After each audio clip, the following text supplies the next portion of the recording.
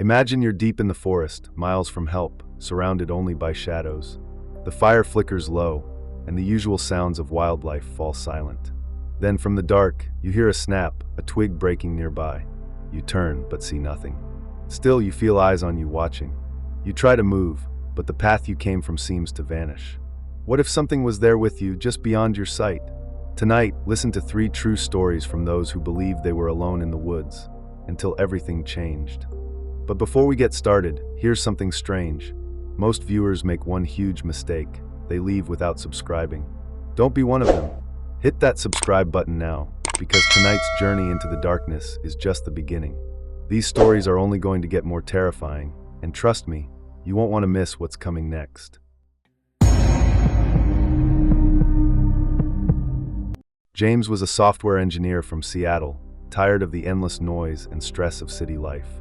One Friday afternoon, he packed his gear and headed east toward the Cascade Mountains, planning a solo weekend camping trip to clear his head. His destination was a remote spot near Mount Rainier, far beyond any marked trails, where he hoped to find the peace the city had stolen. After hours of hiking through dense forest, James finally reached a small clearing beside a cold, rushing creek. The place was quiet, almost too quiet. Tall evergreens surrounded the area, their thick branches weaving together overhead, filtering the late afternoon light into scattered, dappled patterns. He set down his pack and began pitching his tent near the water's edge, savoring the fresh smell of pine and wet earth. As he moved around, gathering wood for a fire, James noticed odd things that made him pause. Broken branches, snapped at odd angles, littered the forest floor beyond his campsite. Nearby, deep, irregular footprints pressed into the soft soil, far larger than any deer or bear tracks he'd seen before. The prints seemed to appear from nowhere and ended just as suddenly, disappearing into the dense underbrush without a trail. The forest felt strangely still. No birdsong, no rustle of small animals, only the faint gurgle of the creek and the soft hiss of wind through the needles. But as twilight settled, James caught something in the corner of his eye, a shadow slipping between the trees, quick and silent, vanishing before he could focus on it. He told himself it was a trick of the fading light, a tired mind playing games. Still, unease crept in. That quietness wasn't natural, and the feeling that he wasn't alone, that something was watching, waiting, pressed down on him like the weight of the dark forest itself. James brushed it off, reminding himself he was here to find peace. But the woods around him were holding their secrets close, and some of those secrets were about to come alive. As darkness fully settled, James settled by his small fire, the warmth offering a fragile sense of safety in the vast blackness of the forest. But soon, even that warmth seemed unsure. The flames flickered violently, dancing as if caught in a breath of wind that didn't exist. He glanced around, but the night air was still. No breeze stirred the heavy branches above. Then, faint whispers began to weave through the trees. At first, he thought it was the wind itself, sighing through the pines. But the sounds were too deliberate, almost like soft voices murmuring just beyond hearing. James strained to catch words, but there was only a low, indistinct hum impossible to place. No matter how he turned or listened, there was no one in sight. No other camper, no animal, only the shadows. His fingers brushed his backpack to check his supplies. Everything should have been exactly where he left it, but he froze when he noticed his food pack, the zipper slightly undone, a small bag missing. His heart raced. He hadn't heard any footsteps or movement around the tent. How had anything gotten inside without a sound? Suddenly, far across the clearing, a pale light flickered through the trees. It wasn't the warm glow of a campfire or the steady beam of a flashlight. It hung in the air like a strange, hovering orb, shifting slowly from side to side. The light was too low to be a star, too high to come from the ground. James blinked, rubbed his eyes, but the light remained, silently watching from the darkness. Unease tightened its grip.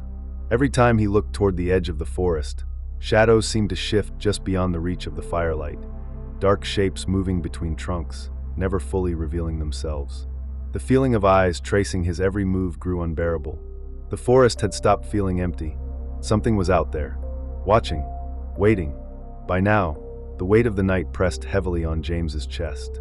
The strange light, the shifting shadows, the whispering voices, it all gnawed at his senses. The fire was dying, his hands trembled as he packed hurriedly. He decided then and there, he needed to leave. He couldn't stay another moment in that place that had slipped from quiet wilderness into something else entirely. He shouldered his pack and stepped toward the path he'd followed to the clearing. But as he moved forward, his breath caught in his throat. Where the trail had been, clear and open just hours ago, a tangle of fallen trees now blocked his way. Massive trunks, ripped from the earth as if thrown down by unseen hands, barred any chance of escape. His pulse quickened, every instinct screaming that something had changed the forest while he wasn't looking. A sudden chill rolled in with the fog, creeping low over the ground like cold breath slipping through the trees. The mist thickened quickly, swallowing the firelight and muffling every sound except the faintest, most unsettling noise: footsteps. Soft, deliberate, circling slowly around the tent. Not from far off, but close enough to make James freeze, eyes wide, heart hammering in the silence. Grabbing his flashlight, he swept the beam through the thick shadows beyond the clearing's edge. For a moment, the light caught the shape of a figure, tall, dark, almost blending into the trees, standing perfectly still. James's mouth went dry, but as he steadied the flashlight again, the figure vanished like smoke, leaving only emptiness behind. Then the sound came, low, slow breathing, inches from his ear. He spun around, flashlight stabbing into the blackness. Nothing. No one. Just the cold night air pressing against his skin, the fog swirling around his feet. The breath was gone, but the feeling remained, that something was right behind him, watching, waiting. And that, in the endless dark of the woods, he was no longer alone. James wandered through the thick forest for what felt like hours, his senses stretched thin, every shadow twisting into shapes he dared not face. The fallen trees and dense underbrush forced him off the path again and again, turning his escape into a desperate, disorienting maze. The cold fog clung to his skin, and the whispering voices seemed to fade only to return, now faint and distant, as if the forest itself was watching him stumble through its grasp. Eventually, the first pale light of dawn filtered weakly through the branches, breaking the endless night. James found a narrow opening and burst through the trees into a familiar trail, the same one he'd come in on, untouched and clear under the early morning sun. Relief flooded him, but beneath it lay something darker, a deep exhaustion that dulled his memory and shook his nerves to the core. He reached his car and drove back toward Seattle without looking back. When he finally reached home, he told himself it was over. Just a bad night, a trick of the mind twisted by fatigue and the wild. The forest was just that, forest. Quiet, natural, and safe. But the next day, when James unpacked his gear, something caught his eye. A single muddy footprint, large and deeply pressed, right inside his tent. The kind no animal native to those woods could have made. It wasn't there when he'd set up camp. How had it gotten inside? He stood frozen, the question burning in his mind. If someone or something followed you silently through the woods, would you even know? The woods keep their secrets well, and some things are better left unseen. In late October, a group of 4 friends from Portland set out on what they thought would be a simple weekend camping trip. Looking for a spot away from crowded parks and noisy campgrounds, they chose an old, little-known site deep in the Siskiyou National Forest, a place locals rarely mentioned and some even avoided. The spot was said to have been abandoned for decades, left to the trees and wild animals, but still marked on maps as a campground. The group dismissed the warnings as superstition, eager for solitude and adventure. As they arrived, the air was thick with a mix of damp earth and decaying leaves. The ground was littered with remnants of the past, rusted tools half buried in moss, crumbling fire pits ringed by stones blackened from long cold fires, and scattered belongings, faded and worn by time. Old cans, cracked lanterns, a torn tent flap caught on a nearby branch, all frozen remnants of lives once lived here, now forgotten. The friends joked about the eerie vibe, but beneath their laughter, an unspoken tension lingered. The forest around the campground was dense, the trees towering in close, their branches entwined overhead to form a tight canopy that filtered the fading daylight. The silence was deep, almost unnatural, no birdsong, no rustle of small creatures. Only the sound of their footsteps and the crackle of dry leaves beneath their boots broke the stillness. Locals told stories about this place, tales of campers who vanished without a trace, strange lights flickering between the trees, and voices calling out in the night. Some claimed the forest held a dark history, something that had never quite left. But the group shrugged it off, brushing aside the warnings as old folklore, the kind of stories told around campfires to thrill and scare. They were here for fun, for escape. What they didn't realize was that the forest was waiting, patient and watchful, ready to remind them that some places don't forget, and and some warnings are real. Night fell swiftly over the forgotten campground, wrapping the forest in an almost suffocating darkness. As the friends settled around their fire, the flickering flames struggled against a sudden chill in the air. At first, the sounds of the woods seemed normal, the occasional crack of a branch, the soft rustle of leaves. But soon, strange noises began to ripple through the stillness. A distant scream pierced the night, sharp, raw, and chilling, unlike anything human, but filled with terror. It echoed through the trees, fading into unsettling silence. Moments later, near the edge of the treeline, the unmistakable snap of wood breaking sounded close by, sharp and deliberate, as if something large was moving through the forest just out of sight. The friends' nerves frayed further when shadows flickered near the tree line, shapes that vanished when they tried to focus on them. The shadows didn't behave like animals or passing hikers. They seemed deliberate, watching, slipping between the trees with unnatural silence. As the night deepened, one of the friends, Mark, vanished. The others woke to find his tent empty, the sleeping bag crumpled and torn. Panic surged when they discovered deep claw marks etched into nearby trees, savage gouges that spoke of something far larger and more feral than any known animal.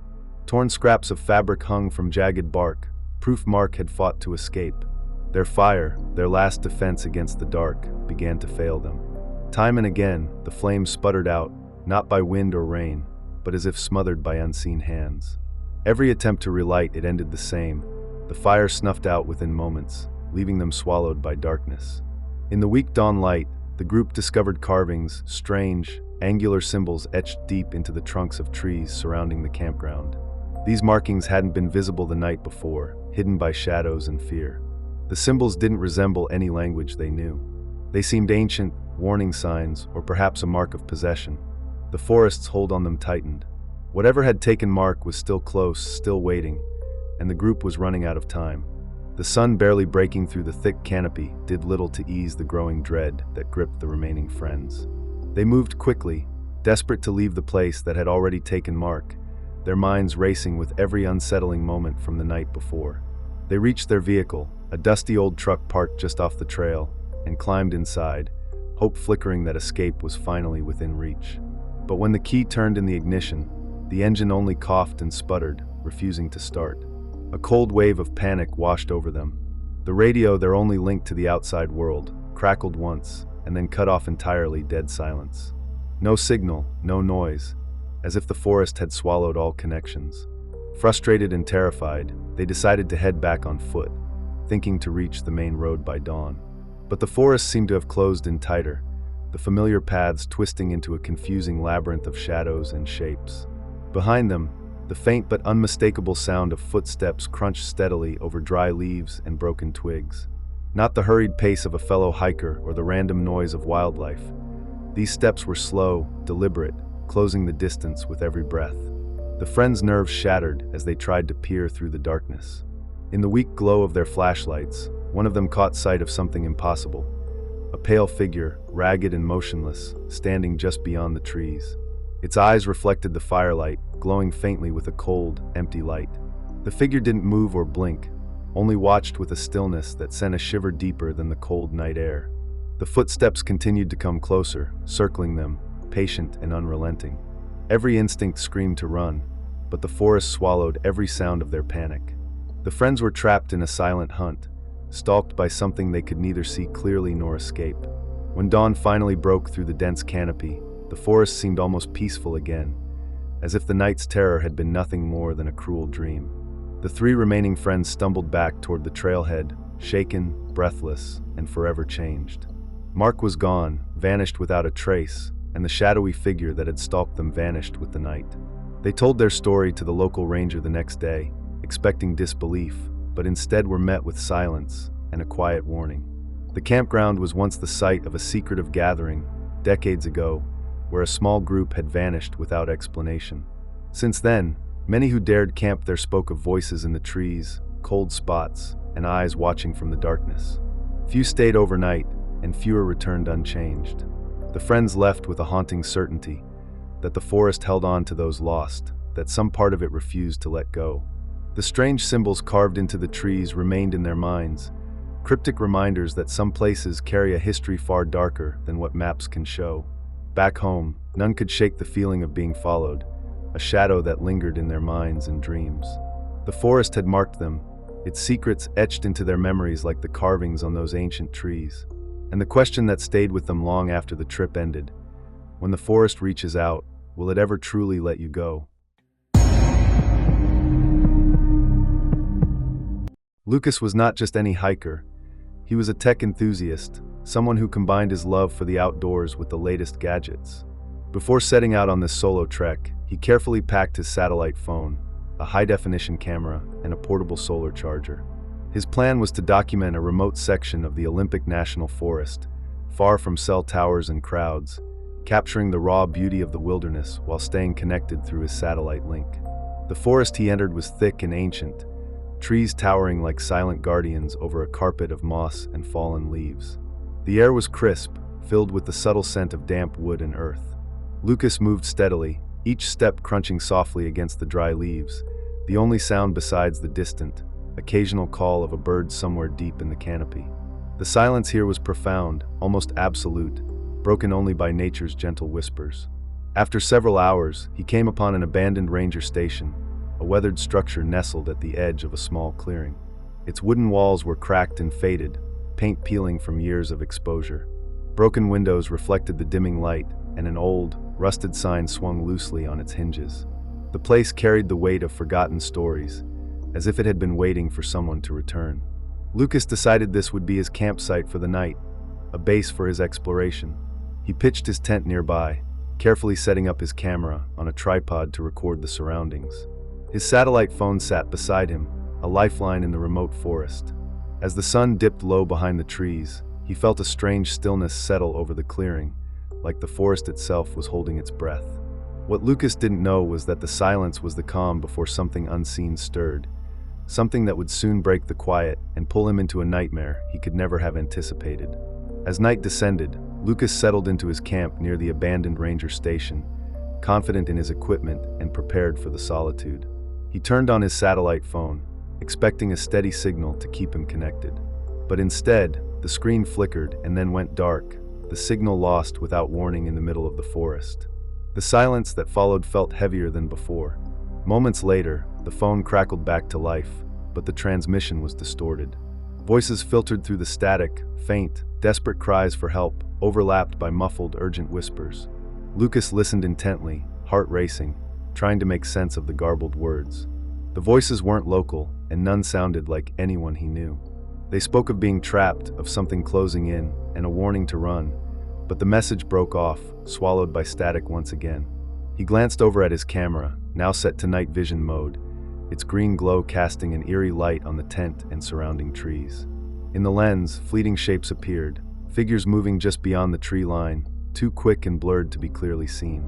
They slipped between trunks, disappearing whenever Lucas turned his head in their direction. There was no sound with them, only movement, unnatural and deliberate. Then came the footsteps, slow and measured, crunching twigs beneath them, drawing closer with every breath. Lucas was alone, yet the forest seemed filled with unseen watchers moving just beyond the firelight. The footsteps circled his camp, stopping and starting, as if weighing him, studying him. Suddenly, from the shattered windows of the old ranger station, a faint, cold light glowed. It pulsed softly, a pale beacon in the darkness. Lucas's breath caught in his throat. Whatever was inside the station, it wasn't empty. The light seemed to be watching him back, waiting. Compelled by a mixture of fear and curiosity, Lucas approached the ranger station, each step weighted with growing unease. The faint light inside flickered, casting long, twisted shadows on the cracked wooden floorboards. As he pushed open the creaking door, a cold draft swept past him, carrying with it a faint, metallic scent, sharp, bitter, unmistakably like dried blood. Inside, the walls were covered in strange, cryptic messages scratched deep into the peeling paint. Symbols, words, frantic scrawls that spoke of desperation and warning. Some phrases were barely legible, others chillingly clear. They watch, no escape. Leave now or lose yourself. The air was thick and stale, heavy with the weight of secrets long buried. On a rickety table lay a worn journal, its pages stained dark with dried blood.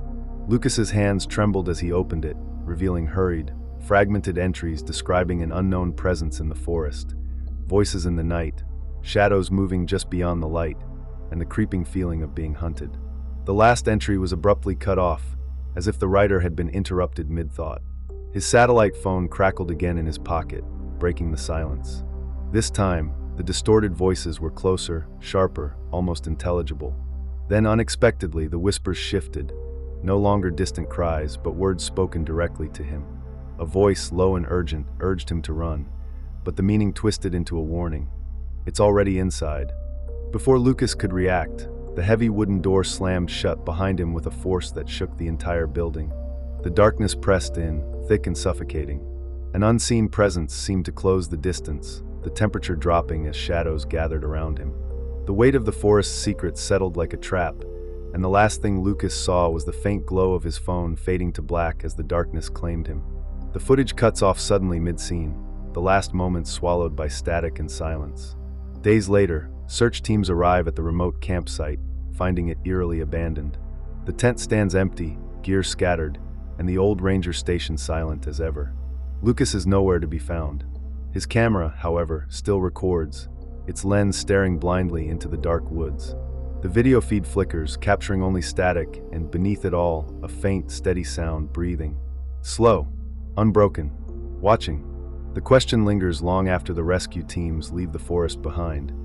What was the last message Lucas received? And who, or what, was trying to reach him in the dark? If you found yourself alone in the woods, hearing whispers in the dark and feeling unseen eyes on you, what would you do? Would you stand your ground, or try to run? Share your thoughts and experiences in the comments below. Have you ever felt watched, even when you were certain you were alone?